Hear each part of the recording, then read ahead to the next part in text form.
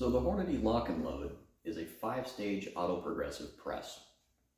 What this means is the turntable function of this press upon the rise and fall of the press rod itself actuates a turning table, which can do 5 stages at a time. The benefit to this is being able to produce rounds, albeit possibly less accurately, but much faster. It's great for things like pistol cartridges and intermediate rifle cartridges. Think 223, 357 Magnum 45 Auto, 9mm Luger, of which we'll go over how to make those as time goes on. But for the start of this video, I figured I would go ahead and go over setup of this particular press. Now, this video has a couple of caveats to it. It assumes 3 fundamental things. It assumes, first off, that you, the person watching it, are relatively new to the world of reloading. Therefore, I'm going to, for only the purposes of these videos, be using rudimentary tools like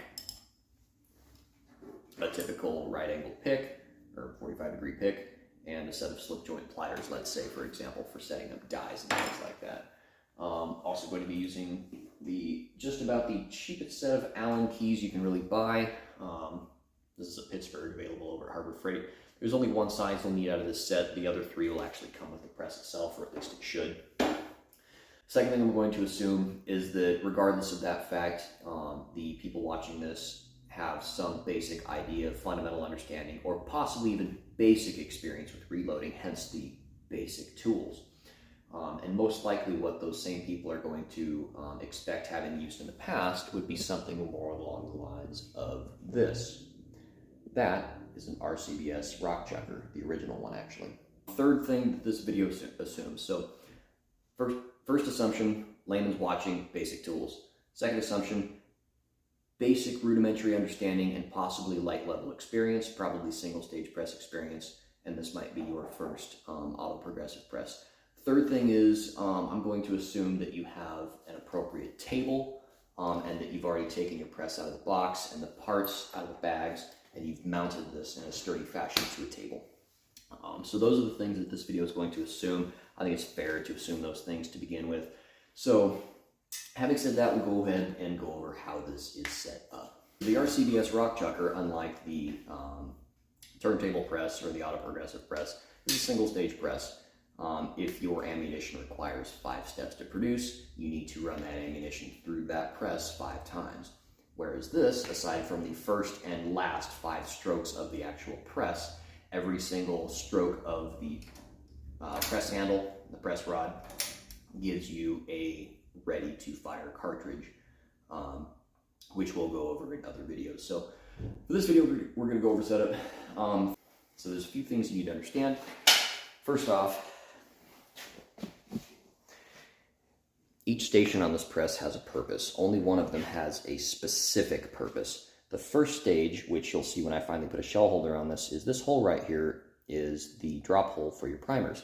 It follows this little copper tube right there, which you will then clamp this clear plastic tube onto, which then goes to this red jar. That is for spent primers. It comes in the box with your lock and load. So for the most part, we are going to be working from this side of the press. Sorry you can't see my face for this portion of the video. I know that's probably your guys' favorite part, but bear with me here. So first things first, I typically prefer to get the priming system set up. So what we'll go ahead and do is we're going to raise the press all the way to the top of its stroke, and we're going to set up the actual priming tool. The priming tool looks like this. Okay, it's a little nut with threads on it, and there's a little plunger on the bottom. This isn't rocket science. It uses the downstroke of the press to force a primer into the primer pocket of the casing. So there are 2 of these, a big one and a small one. It's not rocket science. One's for big primers, one's for small primers. Take this guy right underneath of this channel here, the very forefront, right between stages 2 and 3. There's a thread pocket, and that's where it goes. Go ahead and take our, again, I'm assuming you're using rudimentary tools, so we'll go ahead and take a typical pair of slip joint pliers, and we'll carefully nudge that down. It doesn't take a whole lot of force, so long as you grab it correctly. There we go. We'll go ahead and lower that to the bottom of the stroke. We'll go ahead and press forward on it, and you can actually see, go ahead and show this to you. You can see the priming tool poking up when I do that.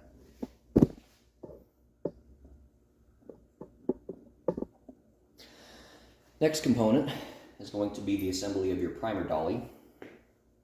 By the way, if some of the names that I'm using do not match the names in the textbook given with this particular press, I'm using names that are familiar both with experienced reloaders and with a couple of different types of presses that I've used in the past. So some of those names are going to wind up cross-campaigning across different brands, makes, and models of presses. So having said that, for an auto progressive press, I consider this tool to be this part to be the primer dolly, and it sits in the channel where your primer feed tube assembly rests. So you can see that hopefully clearly. All I did was I took our priming tube assembly and I lined up the dowel and the screw, tightened it down, and the primer dolly slips right in.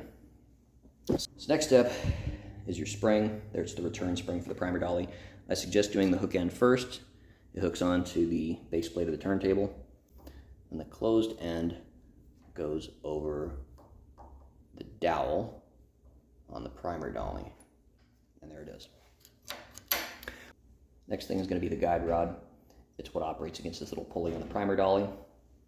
And it goes, I hope you can see this okay.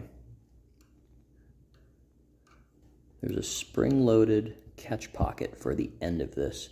So that goes in and presses down and then snaps into that joint. So if you've done this correctly, your primer dolly should reciprocate smoothly back and forth, just like that, as the press comes to the top and the bottom of its stroke. It may be beneficial to put a drop of gun oil on the top and bottom of the primer dolly in order to make that action easier. Okay. Also, if you've done it correctly, your priming tool will come to the top of your dolly. Okay, so that's it for the priming assembly. So go ahead and move on to the primer feeding tube. So this right here, this large tube, technically speaking, I do believe they call this a shatter guard. It's to guard against explosions that were involuntary, of which has happened to be one time. So you'll notice one end is threaded. You'll have to excuse the motorcycle in the background. It threads right onto the top of the priming assembly. So the very top of that tube, this is your actual primer feeding tube. This guy has a tapered end and a closed end. So it is going to go tapered end down. And you wiggle it around until it clicks into place. And of course you have your alignment cap. Snaps on just like that and hold it plumb. Comes with a fiberglass rod. That's a kind of a gravity assist for your primers for one, and for two, you can put a Sharpie mark on top of it. It tells you when you're out of primers. It will also lock back if you watch this. If it works correctly, this is another indicator that your priming system is set up correctly. It will retain your primer dolly in the rearward position when you're out of primers. So out of the box, that's about as simple as it gets as far as first time assembly.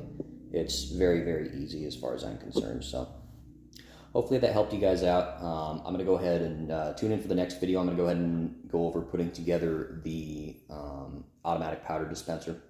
So tune in for that.